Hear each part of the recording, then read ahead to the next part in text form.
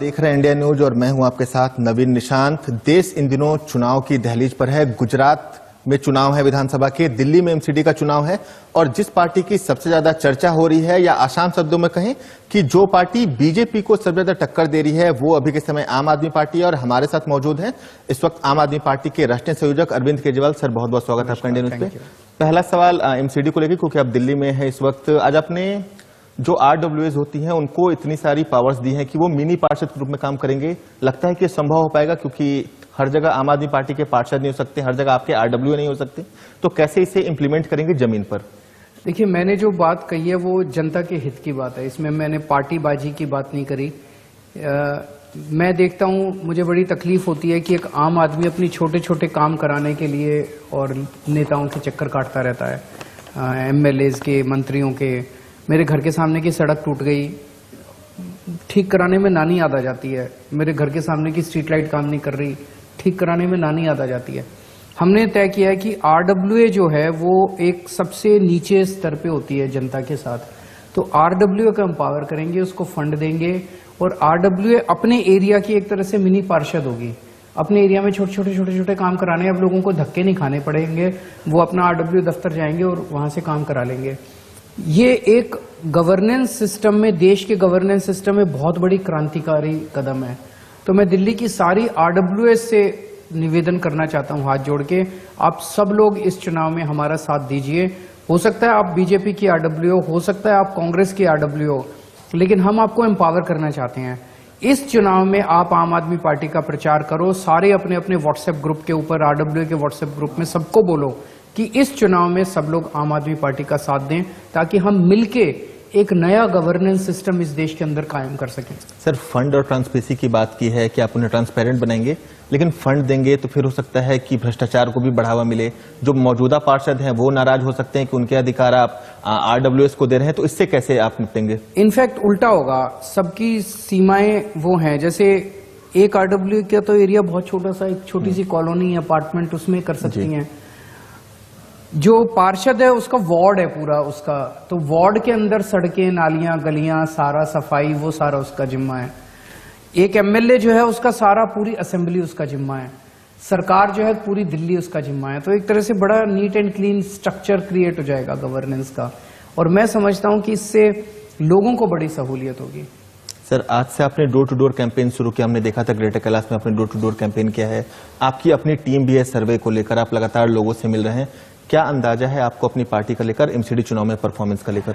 मुझे आज मैं जब गया, मैं बहुत अच्छा लगा। मैं चिराग दिल्ली गया था, ग्रेटर कैलाश एरिया में, और लोगों से बात की। लोग खुद ब खुद मुझे अपने काम बता रहे थे। किसी ने कहा सर वो बगल में मोहल्ला क्लिनिक है, वो बहुत अच्छा आपने बना दिया, वहां सारा इलाज मुफ्त होता है। किसी ने कहा सर वो बगल में स्कूल है, वो बहुत अच्छा हो गया। कई सारी माताओं ने कहा कि हम रामेश्वरम होके आए थे, हम द्वारकाधीश होके आए थे, हम तीर्थ यात्रा करके आए। उस पूरे इलाके में पहले पानी नहीं आता था हमारी सरकार बनने के पहले, अब पानी आ गया, सब लोग पानी से बहुत खुश थे। इतने काम गिनाए लोगों ने, इतने काम गिनाए। लोगों ने कहा सर MCD में भी आप ही को वोट देंगे ताकि आप MCD भी सुधारो। ये माहौल पूरे दिल्ली के अंदर है इस टाइम। आप खुद सोचो, इन्होंने अपने 7 मुख्यमंत्री उतार दिए दिल्ली के अंदर। 7 मुख्यमंत्री बीजेपी के, योगी आदित्यनाथ, जयराम ठाकुर, खट्टर साहब, हेमंत बिश्व शर्मा, शिवराज सिंह चौहान और भी मुख्यमंत्री सारे। 17 केंद्रीय मंत्री आए हुए हैं, अमित शाह जी, हरदीप पुरी जी, मीनाक्षी लेखी, फलाना डिमका, 17 मंत्री, JP नड्डा साहब राष्ट्रीय। इतने सारे लोगों को उतारने की क्या जरूरत थी?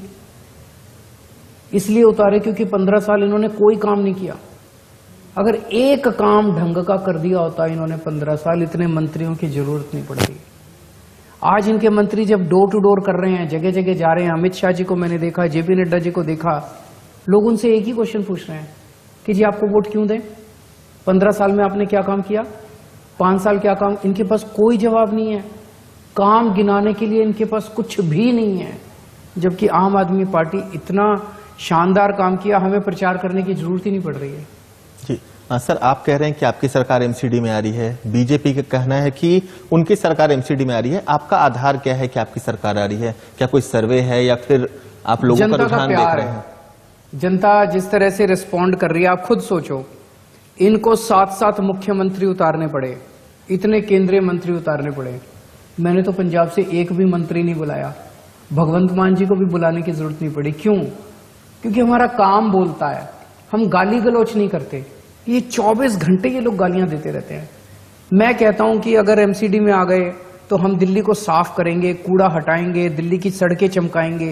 ये कहते हैं हम केजरीवाल की आंख फोड़ देंगे। इनके एक नेता ने कहा हम केजरीवाल की आंख फोड़ देंगे। सर वो तो आपके लिए चिंता जाहिर कर रहे थे, मनोज तिवारी की बात कर रहे हैं। उनका कहने का लहजा ही वो था। उनका ये भी कहना है कि आपने उनके खिलाफ थाने में शिकायत दे दी है, चुनाव आयोग में शिकायत दे दी है। वो आपके लिए चिंता जाहिर कर रहे थे। सूरत में एक कार्यक्रम उन्होंने कहा था, उन्होंने पत्थर फेंके कल सूरत के अंदर। हाँ, इस पे भी सर हम आएंगे। आपके ऊपर कल पत्थरबाजी हुई थी सूरत में। अगर आप दूसरों पे पत्थर फेंकते हो, रोज उनको गालियां देते हो, उनको धमकियां देते हो, ये कहते हैं मैं कहता हूं भ्रष्टाचार दूर करेंगे एमसीडी से, ये कहते हैं हम केजरीवाल की टांग तोड़ देंगे। मैं कहता हूं कि हम एमसीडी में लोगों को बिना रिश्वत के काम होगा, ये कहते हैं केजरीवाल राक्षस है, ठग है, महाठग है। मेरे को गाली गलौज करनी नहीं आती। मैं जनता को ये कहना चाहता हूं, अगर आपको गालियां सुननी है 5 साल पहले 5 साल सुन ही रहे हो गालियां, ये केवल मेरे को गालियां देते हैं, तो इनको वोट दे देना। अगर आपको काम कराने हैं मेरे पास आ जाना, आपके सारे काम करा दूंगा। सर आपने गुजरात का ही जिक्र कर दिया, तो एक सवाल गुजरात से। कल पत्थरबाजी हुई आपके रोड शो के दौरान, बताया जा रहा है कुछ कार्यकर्ताओं को भी चोट लगी है। अगर आपकी सरकार बनती है गुजरात में, तो लॉ एंड ऑर्डर को लेकर क्या स्थिति रहेगी? बिल्कुल शांति होगी। और अभी इन लोगों ने गुजरात में पूरी गुंडागर्दी मचा रखी है। मैं व्यापारियों से मिला वहां, व्यापारी इतने डरे हुए हैं, कहते हैं जी इतनी गुंडागर्दी करते हैं, धमकियां देते हैं, अपमान करते हैं, गालियां देते हैं गंदी गंदी व्यापारियों को। वो वहां पे गुजरात के अंदर इतना डर का माहौल वहां बना रखा है। जी मैं आपको एक किस्सा सुनाता हूं। एक हमारा कार्यकर्ता एक रेडी पे गया कुछ खाने के लिए, रेडी वाले से पूछा किसको वोट दोगे? बोला भाजपा को। फिर खाते खाते वैसे ही बातचीत शुरू हुई। फिर बातचीत के बाद थोड़ी देर में कहता है कि हमारी पूरी गली झाड़ू को वोट दे रही है। तो उसने कहा फिर भाजपा क्यों बोला? कहता सर मेरे को लगा आप भाजपा से हो, शक्ल से आप भाजपा वाले नजर आ रहे थे। अगर मैं भाजपा के ना कहता, मुझे डर लग रहा था कि आप मेरी पिटाई ना कर दो। बताओ लोगों को इतना डर है कि कोई भी ये लोग आके पिटाई कर देंगे। इस डर से मुक्ति दिलाएंगे लोगों को। कोई भी गलत काम करे, चाहे इस जात का हो, चाहे उस जात का हो, चाहे इस धर्म का हो, उस धर्म का हो, कोई गलत काम करेगा बख्शेंगे नहीं उसको। और जनता को एक बिना डर के निडरता से काम करने का, निडरता से जिंदगी जीने का अच्छा माहौल देंगे, शांतिपूर्ण माहौल देंगे। सर सूरत में आप 3 दिनों तक थे, अभी लगभग देखा जाए तो सूरत और आसपास के इलाकों में। प्रधानमंत्री भी सूरत में थे, बताया जा रहा है पाटीदारों के साथ उन्होंने मीटिंग की। क्या लगता है, क्योंकि सूरत आपका गढ़ भी रहा है, काउंसलर्स आपके जीते थे वहां पर, तो लगता है कि जो गढ़ है वो सूरत बचाने को लेकर इस समय भाजपा में भी भाजपा का वर्चस्व रहा है सूरत में। आप भी सूरत में लगातार कैंपेन कर रहे हैं, तो लगता है कि सूरत लड़ाई का केंद्र है अभी के समय? नहीं, मुझे लगता है सूरत भी इंपॉर्टेंट है। सूरत में भी मैंने समय दिया, मैंने पूरे गुजरात में समय दिया। मैं वडोदरा में भी रहा, अहमदाबाद में भी रहा, गांधीनगर में भी रहा, मैं राजकोट में भी रहा, भावनगर में भी रहा। मैं हर जगह गया हूँ। पिछले 4-5 महीने के अंदर पूरी गुजरात के अंदर गए हैं। और मेरा अपना मानना है कि हमें हर जगह से अच्छी सीटें मिलेंगी। सर गुजरात से दिल्ली एमसीडी पे आते हैं, और बीजेपी ने अपना मैनिफेस्टो जारी किया है, आपने देखा भी होगा, सुना भी होगा मैनिफेस्टो के बारे में।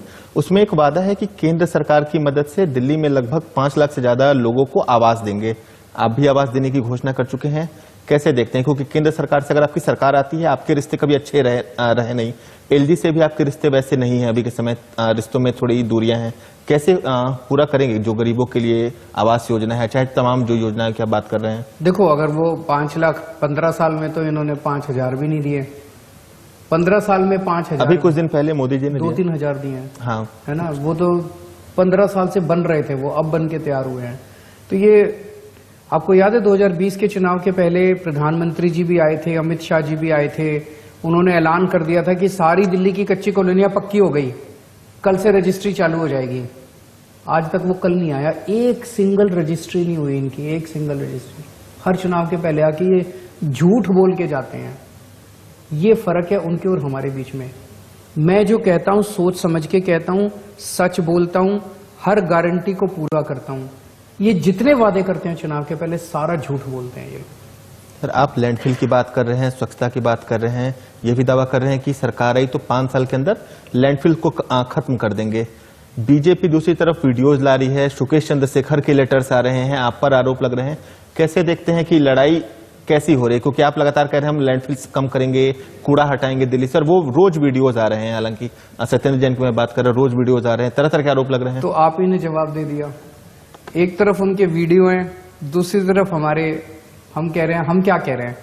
हम ये कह रहे हैं कि दिल्ली को साफ करेंगे, दिल्ली को कूड़ा मुक्त करेंगे। अभी अभी इन लोगों ने जाते जाते भी, दिल्ली के अंदर कूड़े का क्या सिस्टम है? दिल्ली में कूड़ा आपके घर से उठता है और आपके कॉलोनी में कोई खत्ता होता है, खत्ते में जाके कूड़ा गिरता है, वहां पे ट्रक आता है और ट्रक उस कूड़े को ले जाता है। इन्होंने दिल्ली के सारे खत्ते जो हैं कंपनियों को, बड़ी बड़ी कंपनियों को इन्होंने बेच दिए, लीज कर दिए। अब खत्ते बचे नहीं, तो आपके घर से कूड़ा उठना बंद हो गया। तो अब लोग अपना कूड़ा पॉलिथीन में डाल के कहीं भी फेंक देते हैं दिल्ली में। पूरी दिल्ली कूड़ा कूड़ा हो गई है। सबसे पहला काम तो हमको ये करना पड़ेगा, पूरे दिल्ली में घर घर से कूड़ा उठवाने का एक वॉर फुटिंग के ऊपर हमें काम करना पड़ेगा, ताकि दिल्ली को साफ रखा जा सके।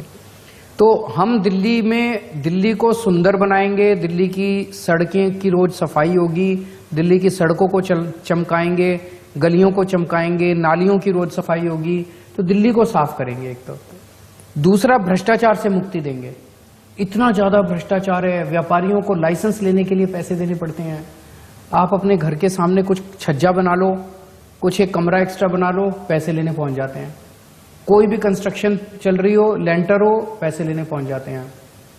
ये पर लेंटर के हिसाब से पैसे लेते हैं, रेडी पटरी वालों से पैसे लेते हैं। 3-4 महीने के अंदर मुझे उम्मीद है कॉरपोरेशन को पूरी तरह से भ्रष्टाचार मुक्त कर देंगे। रेडी पटरी वालों को भी पैसे नहीं देने पड़ेंगे, व्यापारियों को भी पैसे नहीं देने पड़ेंगे। किसी भी, जितने लोगों ने थोड़े बहुत माइनर ऑल्ट्रेशन कर रखे हैं पूरी दिल्ली में, इसका पूरा नक्शा मैंने बनाया है। एक छोटी सी पेनल्टी लेके सबको रेगुलराइज कर देंगे, ताकि लोगों को इससे मुक्ति दिलाई जा सके। बदले में ये क्या कह रहे हैं, रोज एक नए नए वीडियो लेके आ रहे हैं रोज। अगर ये 15 साल काम कर लेते हैं, इनको ये वीडियो, झूठे मूठे वीडियो के सहारा थोड़ी लेना पड़ता। सर, निगम में आपने कई वादे किए हैं, सैलरियों, कर्मचारियों को पक्का करने की बात की है, आप समय से सैलरी देने की बात की है, जो बहुत बड़ा मुद्दा है। फंड कहां से आएगा? फंड कहां से आएगा? मैं सारे कर्मचारियों को भरोसा दिलाता हूं, हर महीने के हर पहले हफ्ते में आपके अकाउंट में पैसा पहुंच जाएगा। ये मेरा वादा, कहीं से लाऊं पैसा, आप चिंता ना करना। ये नेता इनके आ रहे हैं और आके अमित शाह जी कहते हैं केजरीवाल हमें फंड नहीं देता। बताओ, सेंट्रल गवर्नमेंट मेरे से फंड ले रही है, कभी सुना था? स्टेट गवर्नमेंट सेंटर से फंड मांगती है कि सेंटर स्टेट से फंड मांगता है? कहते हैं हमने 5 साल काम इसलिए नहीं करे क्योंकि केजरीवाल ने पैसे नहीं दिए। पहली बात तो मानते हैं कि काम नहीं करा इन्होंने, अब कह रहे हैं केजरीवाल ने पैसे नहीं दिए। नड्डा साहब आके कहते हैं हमने काम इसलिए नहीं करे, केजरीवाल ने पैसे नहीं दिए। तो ये अगले 5 साल भी पैसे का रोना रोते रहेंगे। 5 साल भी इन्होंने कोई काम नहीं करना। मैं कोई बहानेबाजी नहीं करता। केंद्र सरकार मेरे को एक नया पैसा नहीं देती दिल्ली सरकार को, फिर भी मैंने इतने स्कूल बना दिए, इतने अस्पताल बना दिए, सड़कें बना दी, बिजली मुफ्त कर दी, तीर्थ यात्रा मुफ्त कर दी, पानी मुफ्त कर दिया। मैंने तो रोना नहीं रोया। तो अगर आपने रोना सुनना है इनका, अगले 5 साल भी ये रोना रोते रहेंगे, केजरीवाल पैसे नहीं देता, केजरीवाल पैसे नहीं देता, केजरीवाल पैसे नहीं देता। अगर रोना सुनना है तो इनको वोट दे देना, काम कराने हैं तो मेरे को वोट दे देना, सारे काम करा दूंगा। सर, आज के आपका डोर टू डोर कैंपेन को छोड़ दें तो आपने दिल्ली में सभाएं कम की, एक पहाड़गंज में हालांकि आपने जनसंवाद किया था। तो आपको लगता है कि आपका भरोसा संवाद के बदले मॉनिटरिंग पे ज्यादा है, कैंपेन के बदले मॉनिटरिंग पे ज्यादा है? क्योंकि आपकी सर्वे बता रही है, आपकी सर्वे के मुझे दिल्ली की जनता पे ज्यादा भरोसा है। दिल्ली की जनता का जो एक विश्वास, अटूट विश्वास आम आदमी पार्टी के ऊपर बना है। दिल्ली की जनता ये चुनाव लड़ रही है, आम आदमी पार्टी ये चुनाव नहीं लड़ रही है। दिल्ली की जनता का इतना भरोसा है, वो चाहते हैं कि दिल्ली साफ हो, कूड़ा भी हटे। हमने शिक्षा ठीक कर दी, हमने स्वास्थ्य ठीक कर दिया, बिजली ठीक कर दी। अब जनता चाहती है दिल्ली की सफाई हो। जनता जाके प्रचार कर रही है। अब देखना, कल से आरडब्ल्यू प्रचार करेंगी, हर आरडब्ल्यू अपने अपने इलाके के अंदर अब प्रचार करेगी। सर, दिल्ली से गुजरात पे चलते हैं। कुछ गुजरात में आप लिख के देते हैं कि गुजरात में आपकी सरकार बन रही है, आपके 3 विधायक जीतेंगे। कांग्रेस ने लिखकर दिया है कि आम आदमी पार्टी एक भी सीट नहीं जीत रही। कांग्रेस को मैं कहूंगा कि आपको शुभकामनाएं, देखते हैं 8 तारीख को क्या नतीजे आते हैं। सर, गुजरात को लेकर कितने आसान्वित है? क्योंकि आप लगातार कह रहे हैं कि गुजरात में आपकी सरकार बनने जा रही है, आपकी सरकार बनेगी। बीजेपी ये कह रही है कि आम आदमी पार्टी का खाता नहीं खुलेगा, नेशनल पार्टी बनने लायक भी उनके वोट % नहीं आएंगे। क्या लगता है, आप गुजरात लगातार जा रहे हैं, लोगों से बात कर रहे हैं, क्या कितने सीटों का अनुमान है या कितने वोट % आपको आएंगे? कुछ एक दर्शकों के लिए आप बताना चाहें सर। गुजरात को आज आम आदमी पार्टी से उम्मीद है, बहुत बड़ी उम्मीद है। हम जो बात कर रहे हैं आज तक गुजरात के लोगों ने कभी सुनी नहीं थी। हम कहते हैं हम आपके बच्चों के लिए स्कूल बनाएंगे, कभी किसी पार्टी ने इस तरह की बात नहीं करी। हम कहते हैं आपके परिवार के लिए हम अस्पताल बनाएंगे, कभी किसी पार्टी ने ऐसी बात ही नहीं करी। पूरा गुजरात आज परिवर्तन परिवर्तन, जहां जाओ आप भी सड़क पे कैमरा लगाओ, कहते हैं परिवर्तन होगा इस बार, बदलाव आएगा इस बार। तो एक गजब का पूरा आंधी चल रही है गुजरात के अंदर। मेरे हिसाब से तो पूर्ण बहुमत से सरकार बननी चाहिए। सर एक आखिरी सवाल एमसीडी जो रहेगा, आपकी सरकार बनती है तो दिल्ली के लोगों को क्या मिलेगा? दो चीजें तो पक्की मिलेंगी। दिल्ली को चमका देंगे, आपको गर्व होगा दिल्ली पे, कूड़ा मुक्त करेंगे, साफ सुथरी चमकती सड़कें, गलियां, नालियां, और दूसरा भ्रष्टाचार से मुक्ति। और भी बहुत सारी चीजें हैं, लेकिन ये दो चीजें पक्की होंगी। जी शुक्रिया सर बात करने के Thank लिए you. इंडिया न्यूज के साथ। तो अरविंद केजरीवाल को सुन रहे थे, गुजरात से लेकर दिल्ली एमसीडी तक जो चुनाव है उस पर तमाम बिंदुओं पर चर्चा की, और कहीं ना कहीं जो जीत को लेकर अरविंद केजरीवाल अभी के समय आश्वस्त दिख रहे हैं।